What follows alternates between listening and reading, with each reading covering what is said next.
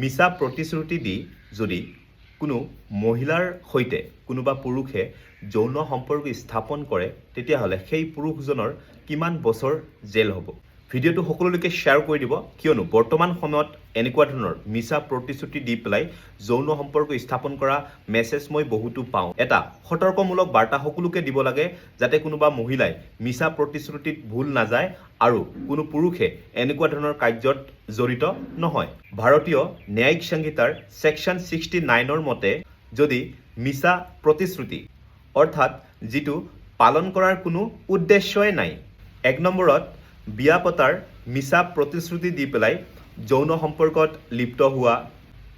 2 নম্বৰত নিজৰ আচল পৰিচয় গোপন কৰি ৰাখি কাৰোবাৰ সৈতে বিবাহপাশত আবদ্ধ হোৱা বা কাৰোবাৰ সৈতে যৌন সম্পৰ্কত লিপ্ত হোৱা। 3 নম্বৰত চাকৰি বা পদোন্নতি দিয়াৰ বাবে মিছা প্ৰতিশ্ৰুতি দি পেলাই যৌন সম্পৰ্কত লিপ্ত হোৱা।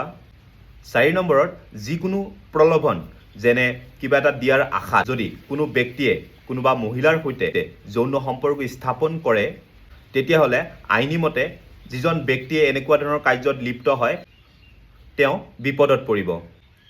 আৰু এনে কাৰ্য সংঘটিত কৰা কোনো পুৰুষে যদি দোষী সাব্যস্ত হয় তেতিয়াহ'লে সেই পুৰুষজনৰ 10 বছৰলৈকে কাৰাদণ্ড হ'ব পাৰে আৰু লগতে সেই পুৰুষজনৰ জেলটো হ'বই আৰু ফাইনো হ'ব পাৰে।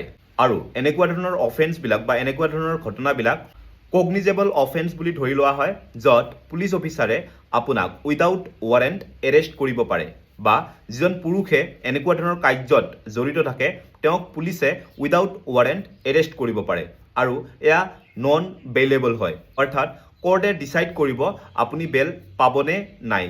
গতিকে যিসকল ব্যক্তিয়ে এনেকুৱা ধৰণৰ কাৰ্যত জড়িত থাকে তেওঁলোকক মই এনেকুৱা কামৰ পৰা বিৰত থাকিব অনুৰোধ জনাইছোঁ আৰু মহিলাসকলক যিকোনো প্ৰলোভনৰ পৰা আঁতৰি থাকিবলৈ অনুৰোধ জনাইছোঁ। আৰু ভিডিঅ'টো সকলোকে সচেতন কৰাৰ বাবে শ্বেয়াৰ কৰি দিব যাতে কোনো এজন মহিলাই প্ৰলোভনত পৰি পেলাই এনেকুৱা ধৰণৰ কাৰ্যত জড়িত হৈ নিজৰ জীৱনটো বৰবাদ কৰিব লগা নহয়।